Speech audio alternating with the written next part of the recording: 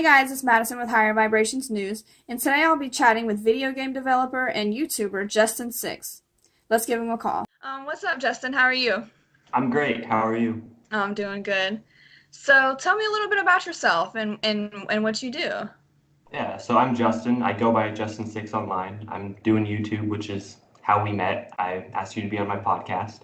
And I decided to start doing YouTube because I'm currently going to school for game design, and I've been into self-development and spirituality for a long time now. And I found that having some sort of accountability helps. So my Right. videos are basically me documenting my own journey and learning from self-development concepts to going to the gym and trying to not be fat ass and Yeah. just really everything. Okay. Yeah. That's what's up. And I like how you say that your YouTube channel and things it kind of helps you with your accountability because Yeah. it's also helping other people who watch your videos. But I mean, it does help you to kind of stay accountable and stay on top of your stuff. So I think that's Yeah. important. So you live in Germany now. Yeah.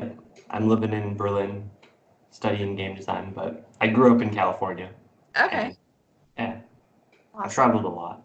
Yeah, yeah, yeah.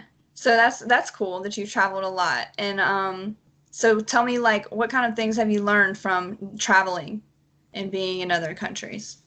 Yeah. So when you travel, you're exposed to new cultures, you're exposed to new people constantly, and especially when you move, you're kind of uprooted.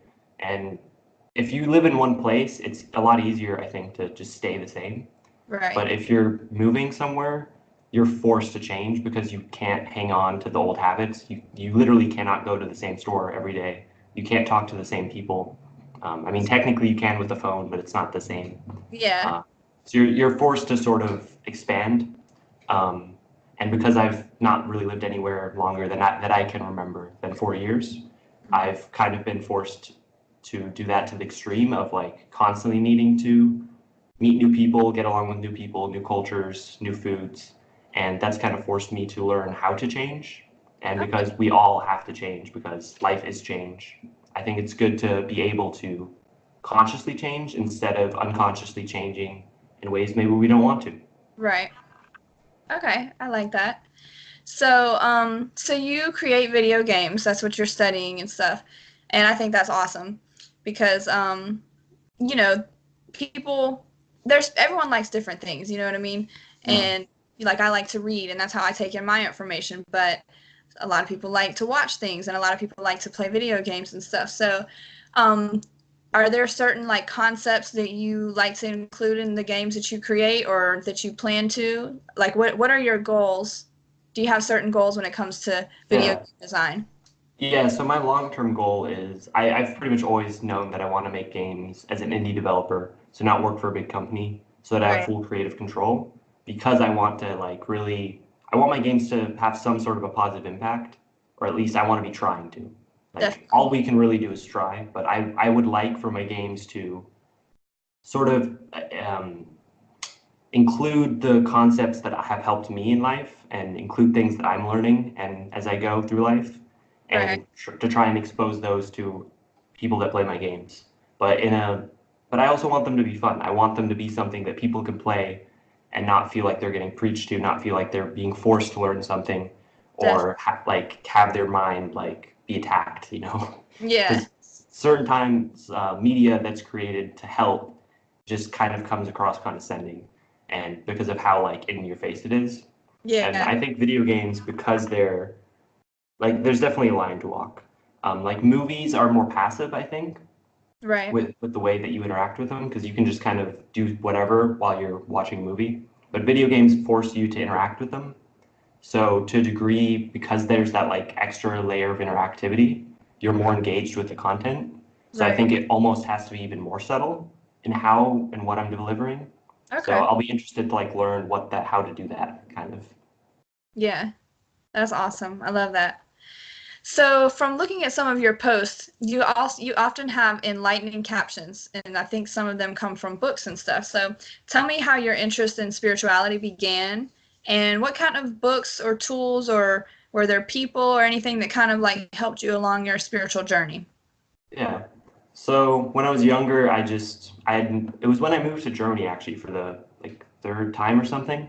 Mhm. And I was 16 and I was going to boarding school. I wasn't with my parents. I didn't have any friends. The kids weren't the nicest to me. Yeah. And I just wasn't in a good place. And I missed my friends. I missed home. And I kind of looked for something to kind of help me. Okay. And I kind of stumbled upon mentor that I still follow today. I've met in person now. His name is RSD Tyler, and he introduced me to the power of now, which Nice. introduced me to spiritual concepts. I started meditating. I started becoming more social. I just, in general, I started working in everything really. I Yeah. started waking up at like 5 a.m. and like doing runs because there was no gym nearby. Yeah. Like, yeah, and I went on paleo diet for like a year. But Okay. yeah, Okay. just books in general. Yeah. I feel you. So tell me, what is love to you? Love. That's a hard question because I think love, the problem with the word love is we've lumped so many things under it. Like, I don't think there's one kind of love. Like, the love that you have for your like parents isn't the love you have for your friends, in my opinion, I or agree. the love that you want to find with like a partner. Right. Um, and for me, like the love that like people think about traditionally with like the media and like finding the one and all that.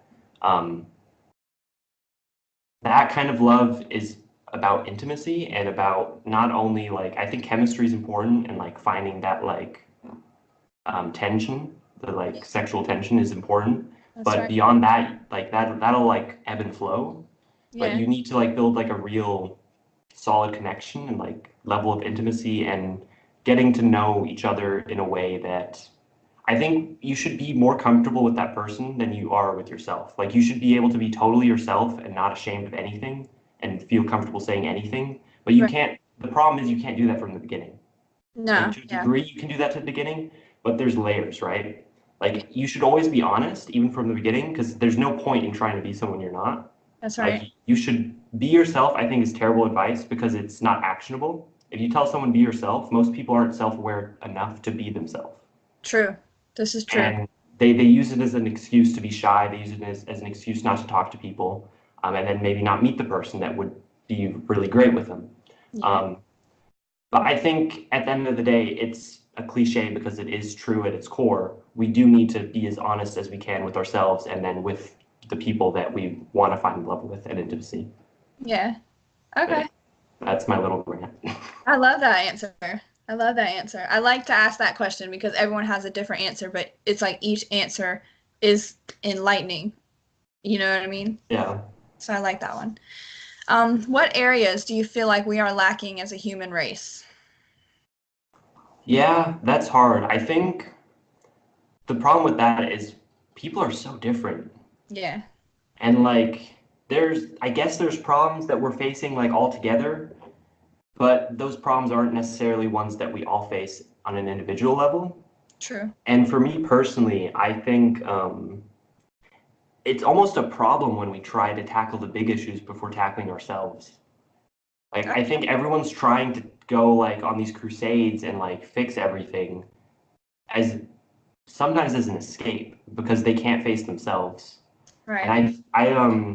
a lot of people don't like him. He's very controversial, so I probably shouldn't say it. But like something that I really like from Jordan Peterson, who's like a psychologist, what he says is you should basically first look at yourself, Hmm. then look at your family, then look at your friends. Like basically slowly expand.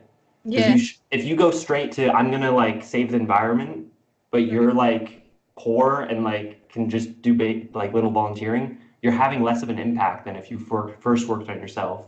Yeah. Yeah. Yeah. And so I like the idea of like slowly expanding and like turning inward and like I think that to answer your question, I think the main problem is we're too focused on everybody else. Okay. I Like like. we're calling everybody else out, we're trying to fix everything and not looking at ourselves first. Right. I mean, you're right. It all starts from within, and that's all types of growth. I feel like we really can't properly help someone else or another issue if we haven't helped ourselves. I mean, we have to know ourselves, and a lot of people don't, and that's fine. But you know, that's you're right. That's the first step. Yeah. So that's a good answer. So, what will be or what is your contribution to making the world a better place? Hmm. Honestly, I almost never, I think about it sometimes, how I want to impact the world. But I just gave my answer, I genuinely try to do that. I am trying to just be myself. I'm trying to just do what feels most authentic to me, Yeah, because even that, like, at the end of the day, is stuff that would help other people. that's right. Like, me being selfish is the best way I can be selfless, Yeah, in my opinion. Like, because the thing I said about making video games to like bring further the message and like influence people in a positive way, right, that's what's most authentic to me. I want to make those games. I want to do that thing. And right. even like my YouTube channel, which I don't know if that has helped anyone, but Sure. ideally it could. Yeah, And that is also something I do out of selfish reasons. I do that because I want accountability. I do that because I want to have a log of, oh, I can see my progress. right. And I do that because I want to build an audience for future reference. But it also is like, I think the best thing we can do is have like synergistic relationships, win-win. We shouldn't just be trying to win for other people. We should be trying to win for ourselves. Yeah. Um, Okay. and one of the earlier advices I got, because I even now struggle with motivation, is we have like different levels to ourselves. Hmm. Like we have times where we just feel completely selfish and vindictive and like kind of negative, and we have times where we want to just help the world and be super positive. Right. So the thing that I learned was setting like different levels of motivation. So having a motivation for your kind of lower self that's vindictive and angry, like, oh, I want to prove everyone wrong. Then for whatever goal you want, like basically setting a type of motivation for each type like kind of phase you go through. So Okay. like having motivation for your highest self, your lowest self, and your like normal self. Okay. That's cool. That's cool. All right. I think that's all the questions I have for you, Justin. But Okay. thank you so much.